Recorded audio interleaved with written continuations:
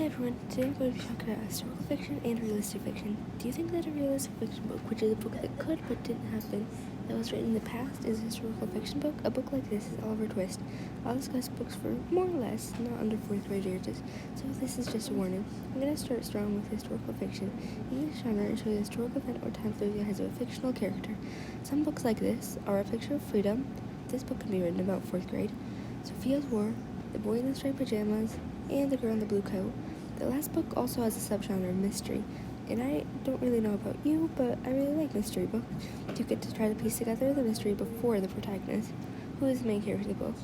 I'll be summarizing all the books all the books that I just mentioned. I'll start with the first one, which is A Picture of Freedom, and to sum up the whole book, it's about a young slave girl who's clever and learning to read in secret. Now challenges are again, when she must use her intellect to solve each problem without getting found learning.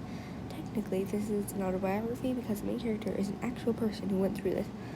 But by the way it was written, I believed that it was historical fiction until I read the author's note, which I do recommend reading at the end if you read this.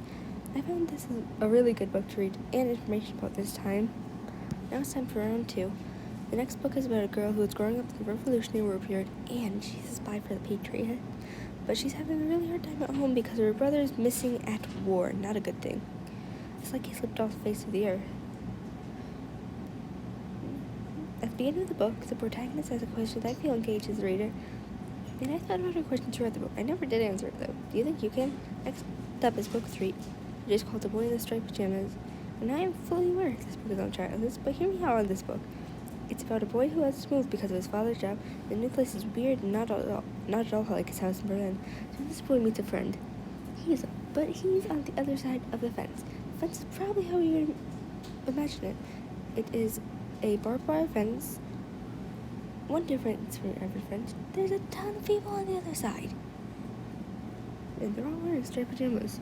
Soon the main character makes very good friends with the new boy. Now the friends have one last adventure to go on. What is it? Now it's time for book 4, which is The Girl in the Blue Coat. This is about a Dutch girl in 1943, and she sells herself illegally behind the Nazi back. She's grieving the death of her boyfriend who was killed on the front lines of the battlefield. Now one of her customers is pleading for help, not to find rare goods though, but to find a person. I haven't finished the book yet, so this is just a few chapters into it. I can already tell this is going to be a little bit difficult for my level, so if you're under 6th grade, please don't read this. And if you do and you're under 11, don't tell me. Now it's time to talk about realistic fiction. As I explained earlier, these books have something that could happen but hasn't, or didn't. But don't get this genre mixed up with sci-fi. Sci-fi books have something that don't exist yet. It could exist in the future, though, like teleportation. That would be pretty cool. But back to the point with realistic fiction.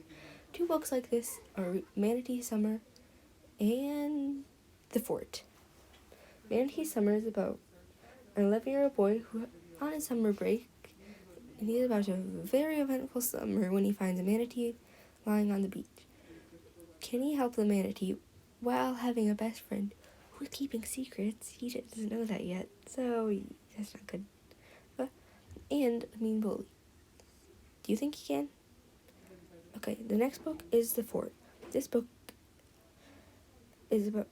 shows big problems through the eyes of kids, 8th graders to be specific. These kids have to go through things that adults don't talk about too much because it's not very fun to talk about.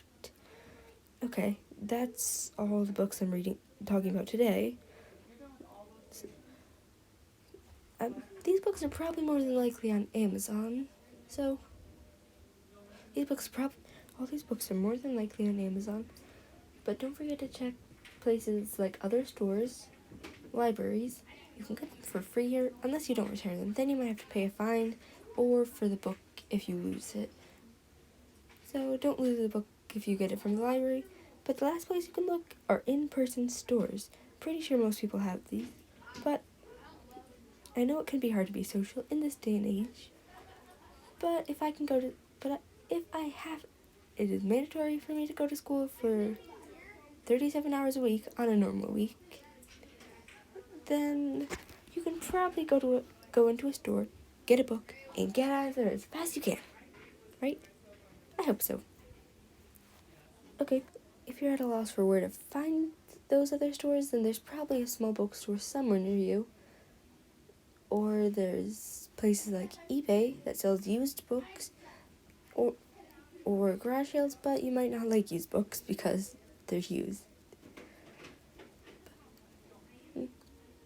I guess Amazon does have its perks, but if you want to go to a store, good for you.